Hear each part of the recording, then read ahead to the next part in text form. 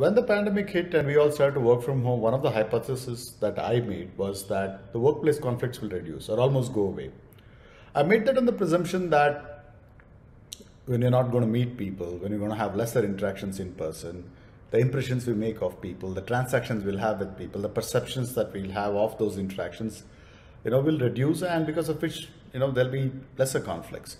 And of course, many organizations were recruiting people remotely. Many organizations who scaled up like us during the pandemic also meant that we were recruiting people whom we're never going to meet, or rather less likely to meet in the near future.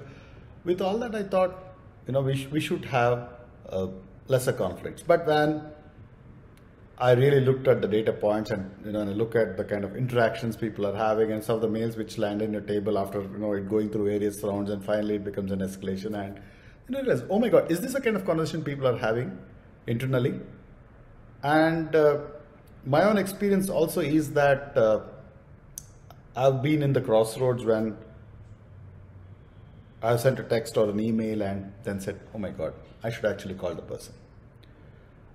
Why do I send a text or an email? I'm the kind of a person who shoots from the hip. So, maybe you are a person who's more deliberate and who thinks through before you send that mail or text the person through various channels we use.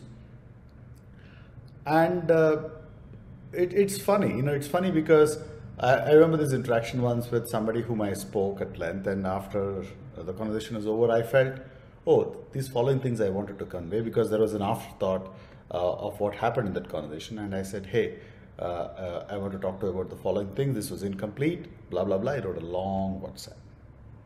And I think there are things which I didn't say I wrote in the WhatsApp, which possibly was for me an completion, but I realized that those are things that I could have just called the person and said to. But I've got used to WhatsApping, emailing now, and it's easier because, I'm letting it go from my side. And I don't know the physical or mental side of the person who's receiving the message from the other side.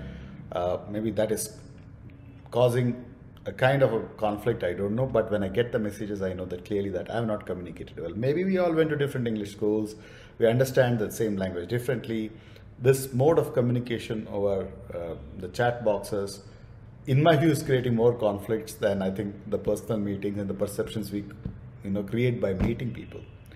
And I think,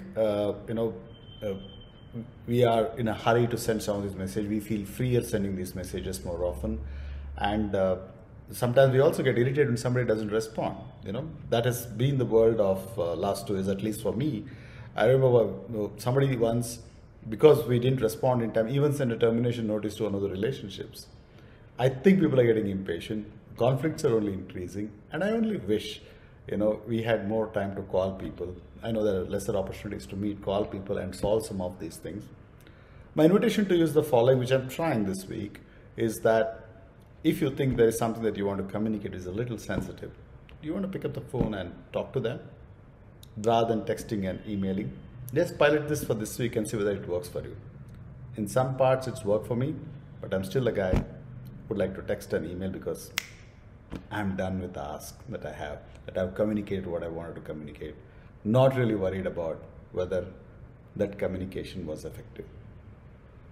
Let me know what you think about the new world of texting and emailing has caused to each one of us.